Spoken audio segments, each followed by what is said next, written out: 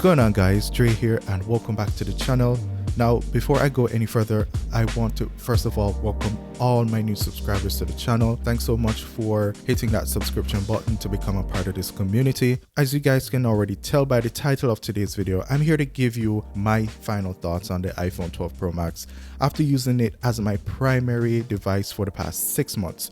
Now, I'm glad I waited to give my final view on the 12 Pro Max, as I have a lot to say about Apple's latest and greatest. There are definitely some mixed feelings about my time with the device, which I'll definitely try to do my best to go over in this review so that you guys can be well informed. So, if this is something you're interested in hearing more on, then please keep on watching. Now, to begin with, the entire iPhone 12 family has been and probably still is a huge success for Apple in my opinion, with the 12 Pro Max being the most popular and favorite amongst many. But some would ask, why though? Well, it's simple. People do in fact want big screen devices with capable cameras, which in all honesty is just the start of what the 12 Pro Max offers. It could be its speedy performance or the excellent battery life. But the real question is it still worth buying today? Well, today, I'm here to tell you what's good and definitely what's bad about Apple's top-tiered flagship device. I'm going to start by taking a look at the most obvious thing about the 12 Pro Max, and that's the design. I spoke on this a bit already in my 3 months update on the 12 Pro Max, and honestly, nothing much has changed in terms of my opinion. I still love it. The device still looks awesome with its flat edges and its polished stainless steel frame on the sides, though a fingerprint magnet combines really well to give the 12 Pro Max that premium look and feel. It's undoubtedly the most premium feeling and classy looking smartphone that I've used. The one drawback to the design though, in my opinion, is still that ever-present notch. That just seems as if it's not going anywhere anytime soon. Of course, Apple isn't only sticking selfie cameras in that notch. We all know it also got its high-tech Face ID sensors in there, but I'm still hoping that one day, just maybe one day, it'll be a thing of the past, preferably sooner than later. Now, the 12 Pro Max is the largest iPhone ever with a display of 6.7 inches, and one-handed use sometimes is pretty difficult to execute, especially if you have smaller hands, which is another drawback to this device. It's a pretty wide smartphone, and sometimes I can feel those flat edges piercing into my palm when I'm trying to reach across the screen. For some, this might be or might not be a deal breaker, but for me, I found that adding a case on it softens those edges a bit and the piercing becomes less of an issue, even though a case kind of takes away a bit from the design. Overall, the design and build of the 12 Pro Max is a win. Despite the few negatives I mentioned, this device's design is undoubtedly amazing and can have anyone fall for it easily. Now, let's take a look quickly at the display of the 12 Pro Max. First off, the entire iPhone 12 lineup again are now packing OLED displays, which is a very welcome change. This makes the 12 Pro Max's screen very clear, very bright and sharp with excellent color reproduction. It's certainly an upgrade for anyone coming from older iPhones. The display is astonishingly better and images really pop with color and detail. Apple has added ceramic shield to the front of the 12 Pro Max, which is designed to make it 4 times less likely to crack in the event of a drop and less susceptible to scratches and scuffs. And I'm happy to actually say that this has been proven to be true so far. Having had to carry the 12 Pro Max in my pocket with keys quite a few times, I haven't really had the screen scratched, and this is without a screen protector added. Though I might be a part of the lucky few, I still recommend adding a screen protector to this device if you can. Nothing beats an extra layer of protection. Now, the iPhone 12 Pro Max display features a 60Hz refresh rate screen. Yes, I know. This has got to be another drawback to the 12 Pro Max, given the fact that most 2021 Android flagships and even some 2020 flagships sport that 120Hz high-speed display. The difference is gonna be most visible when scrolling up and down websites or other vertical content, and to some extent gaming as well. Granted, the 12 Pro Max's display is pretty smooth for a 60Hz panel, but really doesn't quite match the beauty of today's 120Hz panel. Hoping the iPhone iPhone 13 or 12s, whatever they decide to call it, makes the jump to 120 Hz screen. Nonetheless, the display on the 12 Pro Max is a mixed one for me. I do love the fact that we got an upgrade to OLED screens, and it's plenty bright and offers fine resolution which handles most content easily. I think getting up to that 120 Hz and somehow either shrinking that notch or even getting rid of it would just up the experience to another level. Let's move on and talk a bit on 5G that comes with the iPhone 12 lineup. This was a big talking point from Apple at its launch, as the iPhone 12s are the first ever iPhones to actually come with and support 5G, which is honestly a welcome addition to Apple's latest devices. Now, it's gonna be hard to say at this point that 5G is or should be a key reason to buy the 12 Pro Max, as this technology is still in its initial stage and as such isn't available in many areas or countries, which makes it a bit of a redundant feature if you're unable to utilize these crazy fast speeds that 5G provides. I was not able to test the 5G speeds as it's still not available in my area, but nonetheless, having the 12 Pro Max with 5G will mean future-proofing yourself. So once the technology becomes more widely available, you will be able to have access to fast and stable connection, which will definitely be a bonus. Okay, so one of the biggest reasons why I decided to go with the iPhone 12 Pro Max sits on the rear of the device, and it's the cameras. Apple's triple camera arrangement on the 12 Pro Max produces some of the highest quality photos available from a mobile phone. Granted, the Galaxy S21 Ultra now challenges Apple, but Apple is still definitely in the fight. More to the point, the 12 Pro Max with its huge main sensor is still a class leader. Some may argue that it is hard to see any difference in terms of image quality from the 12 Pro Max cameras compared to the regular 12 Pro cameras, and quite rightly so. But Apple has definitely set out to make the 12 Pro Max a choice if you want to have the best camera experience on an iPhone. In terms of still photos, the rear-facing cameras provides really impressive performance, especially in mixed lighting conditions with natural skin tones and good ability to bring out low light details. Apple really did disappoint with the cameras at all. I love the photos coming from out of the 12 Pro Max. Photos taken in daylight are sharp and have good dynamic range, and night shots are really amazing as well, thanks to, of course, that LiDAR scanner. Being able to capture images in RAW, which gives additional flexibility to edit your images to your liking, is another huge plus in my opinion. Apple has called this their Apple Pro RAW, and this just takes computational photography to another level. I mean, seriously, if you are a photoholic, then this could be the phone you are searching for. Coming to the video quality, and I believe this is where you'll see that the 12 Pro Max just takes it up a notch. It's able to capture 4K Dolby Vision HDR videos at 24, 30, and 60 frames per second. Mix this with optical image stabilization and you'll make some really clear, vibrant, awesome videos from your phone. Quick note, when filming in 4K HDR 60 frames per second, this will eat through storage on your phone, so you might actually need to consider storage management with this in mind.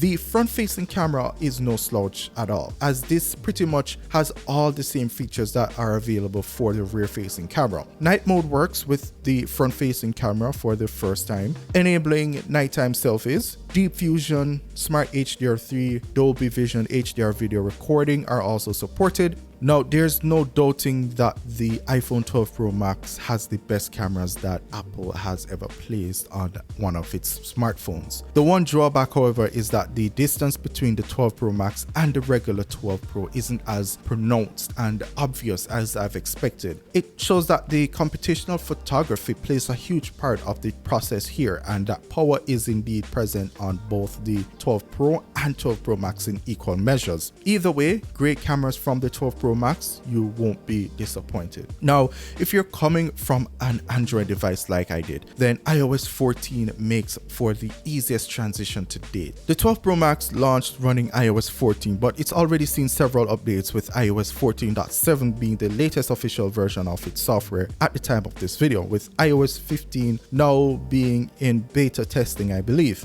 I won't spend long on this, as all remotely recent iPhones have this same software, but iOS 14 was a major overhaul for iOS, adding things like home screen widgets and an app library, which I know has been on Android devices since like forever. Siri still isn't as good as Google Assistant. I wonder if it's ever going to be at this point. But to be fair, Siri suggestions have gotten better over time and now can be useful. Some of my favorite updates to iOS 14 so far has got to be the ability to now being able to unlock my phone using Face ID with a mask, which only works with your Apple Watch paired to your phone. Custom app icons, picture-in-picture, and of course my favorite, a privacy feature to stop apps from tracking you.